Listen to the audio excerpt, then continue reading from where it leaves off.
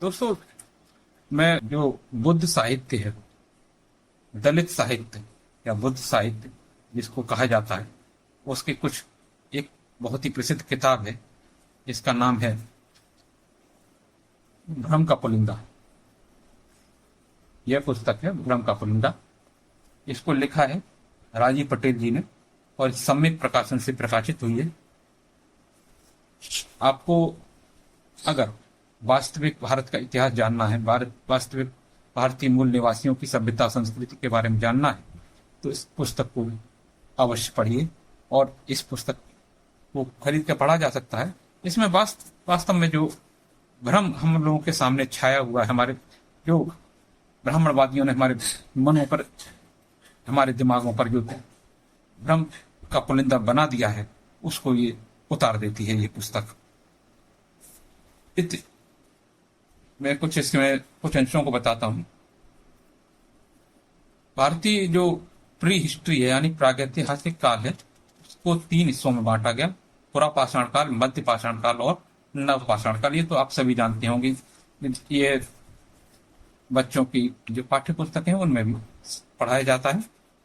भारत में पुरा पाषाण काल के अवशेष जो है कहाँ मिलते हैं? इलाहाबाद की बेलन घाटी, वर्तमान में पाकिस्तान की सोहन घाटी, तमिलनाडु के कुरनूल, कर्नाटक में उड़ीसा की कुलियाना, राजस्थान के डीडवाना के श्रृंगी तालाब के निकट और मध्य प्रदेश की भीमबेटका, छत्तीसगढ़ के रायगढ़ और सिंघनपुर में प्राय पाए जाते हैं। इन अवशेषों में संख्या मध्य पाषाण काल के अवशेषों की बहुत कम है। इस पुस्तक में जो इतिहास हम लोगों को बताया गया, हम लोगों को दिखाया जाता है, आमतौर पर वो नहीं है, उससे अलग है। और ये तर्क के आधार पर, देखिए, धर्म और तर्क एक साथ नहीं चल सकते। जहां धर्म खत्म होता है वहां तर्क शुरू होता है, और जहां तर्क शुरू होता है वहां धर्म खत्म हो जाता है। क्योंकि कोई भी धर्म हो वह तर्कशीलता को समाप्त कर देता है। तो अगर आपको वास्तव में ज्ञान चाहिए तो तर्क के द्वारा ही ज्ञान प्राप्त हो सकता है। और ऐसा केवल एक ही धर्म है जो केवल तर्क को जो है मान्यता देता है, वो है बौद्ध धर्म। और बौद्ध धर्म को जानने के लिए एक पाली प्राकृत भाषा क्योंकि यही हमारी पुरातन भाषा है, जिसको आज के लोग संस्कृत कहते हैं। संस्कृत ये बिल्कुल निराधार है। पाली प्राकृत भाषा, जिसमें इस पुस्तक को पढ़ेंगे तो उसमें काफी हद तक इसमें दिया हुआ है, काफी बताया गया है कि पाली प्राकृत भाषा में जो आधार रहा है उसका उच्चारण नहीं हुआ करता था। जो आखिरी शब्द हुआ करता था वो पूर्ण हुआ करता था उसमें, जबकि संस्कृत में आखिरी अक्षर हलंत लगाया जाता है या विसर्ग लगाई जाती है। तो हलंत और विसर्ग का इसमें कोई स्थान नहीं है पाली प्राकृत भाषा में। हालांकि संस्कृत का उदय पाली प्राकृत से ही हुआ है, उसको सुधार कर कुछ चेंज करके किया गया है। तो ये विश्व की पुरातन भाषाओं में से, ओल्डेस्ट भाषाओं में से एक है, और वो है पाली प्राकृत। और जब तक आप पाली प्राकृत को नहीं जानते और उसमें और पाली प्राकृत और संस्कृत भाषा के अंतर को नहीं जानते, आप भारतीय पुरातन साहित्य, भारतीय पुरातन इतिहास जो कि बौद्ध धर्म का इतिहास है, उसको आप नहीं जान सकते। कहा जाता है कि, या हम लोगों को यही पढ़ाया जाता है, हम लोगों को बताया जाता है कि गौतम बुद्ध ने ही बौद्ध धर्म का जो प्रचार प्रसार शुरू किया था, लेकिन ऐसा नहीं है। बौद्ध धर्म उससे पहले भी 7 बुद्धों के स्कल्पचर, यानी कि जो लिखावट है, और वो कौन सी लिखावट है? शिलालेख पर जो अशोक का शिलालेख है, उसमें पिछले 7 बुद्धों के नाम उसमें लिखे हुए प्राप्त हुए हैं। वो पाली प्राकृत भाषा में है। तो दोस्तों, मैं बस एक चीज आपको बताना चाहता था कि भारत में अब कहा जाता है कि पहले क्या धर्म हुआ करते थे। नहीं, धर्म नहीं हुआ करते थे उस समय शुरुआत में धर्म के स्थान पर परंपराओं का निर्वहन किया जाता था, और परंपराएं हुआ करती थी, और जातियां नहीं हुआ करती थी, कुल हुआ करते। और जो जिस कुल में जन्म लेता था उस कुल का नाम भी चलता था। जाति प्रथा ही बाद में बहुत बाद में विकसित की गई। दोस्तों, तो ये जो पुस्तक है, इसमें जो है पुरातन इतिहास, पाषाण काल के इतिहासों के बारे में बताया गया है। जो हमको इतिहास मिलता है, जो लिखावट मिलती है, वो दोस्तों एक चीज सोचिए कि जो आज का धर्म है, जैसे लोग अपना काल्पनिक देवी देवताओं और कथा कहानियों का जो उदाहरण दिया करते हैं, वो कहीं अगर वास्तविकता में होती तो कहीं तो मिलती। इनकी जो ग्रंथ हैं वो डायरेक्ट कागज पे कैसे आ गए, या डायरेक्ट वो कपड़े पर या फिर छालों पर जो पहले लिखी जाती थी पांडुल, वो उन पे कहां से आ गए।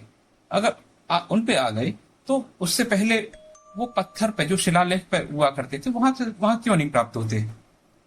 जाहिर सी बात है कि वो लिखे ही तब गए जब कागज का आविष्कार हो गया था। अब मैं किसी ग्रंथ का नाम नहीं लूंगा, लेकिन आप समझ सकते हैं जो कागज जो ग्रंथ है वो कागजों पर ही क्यों लिखे गए। उससे पहले की कोई पांडुलिपि नहीं प्राप्त हुई इनको, कोई पत्थर पर लिखा हुआ कोई शिलालेख नहीं प्राप्त हुआ। लेकिन बौद्ध धर्म का पूरा इतिहास प्राप्त होता है और वो वास्तविकता में वो शिलालेखों के रूप में प्राप्त होता है। पुराने जो कॉइन्स हैं, पुराने राजाओं के द्वारा चलाए गए कॉइन्स हैं, मोहरे हैं, बर्तन हैं, उनके द्वारा प्राप्त होता है।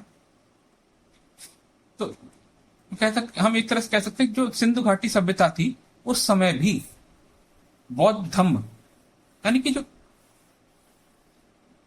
जो बुद्ध हुए वो तो 21 हुए, उसमें से 7 बुद्धों का जो है हमें इतिहास प्राप्त होता है शिलालेख के रूप में, और अन्य के नाम जो किदवंती कह सकते हैं या फिर जो पुरानी श्रुतियां हैं उनके माध्यम से हमें पता चलता है। लेकिन 7 बुद्धों का तो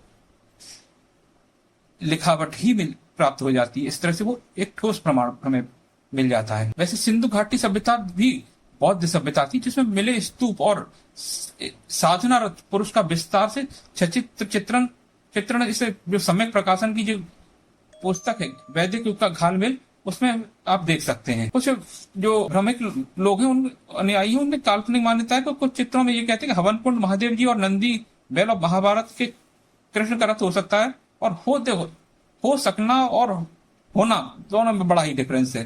सबसे बड़ी बात है कि भ्रमिकों का जो सतयुग या द्वापर युग जब उन्नत था, उस समय प्लास्टिक सर्जरी की तकनीक विकसित थी, जैसा कि ये कहते हैं। रॉकेट विज्ञान की जानकारी थी, उड़न खटोला का आविष्कार कर लिया गया था, भारत विश्व गुरु था। फिर आज उसके वजूद को स्थापित प्रमाणित करने के लिए ये लोग अपने विभिन्न प्रकार के छल प्रपंचों का आलम्बन का सहारा क्यों लेते हैं। सतयुग और द्वापर युग को इतना ज्ञानवान बताने वाले जो तुम्हारे द्वारा लिखित कथा के पात्रों को लिखना नहीं आता था क्या? तुम लोग तो अपनी सभी पुस्तकों के माध्यम से सतयुग और द्वापर युग वाली कथा के पात्रों को ज्ञानमयी वर्षा करवाते रहते हो। फिर वह सारा ज्ञान आज कहाँ खो गया? उस समय कौन सा लिखित साक्ष्य तुम लोगों को मिला? श्रुति भी नहीं कह सकते, क्योंकि उस काल की जानकारी तो अंग्रेजी सरकार के समय पर प्राप्त हुई थी। फिर तुम कैसे कह सकते हो किस आधार पर आज इतना प्रचार करते हो? भ्रमिकों के वंशज तुम लोग आज ऐसा कभी पूरे कमरे में आग जलाकर कोई कर्मकांड करते हो? तुम लोग तो आज खुले में तंत्र मंत्र करते हो।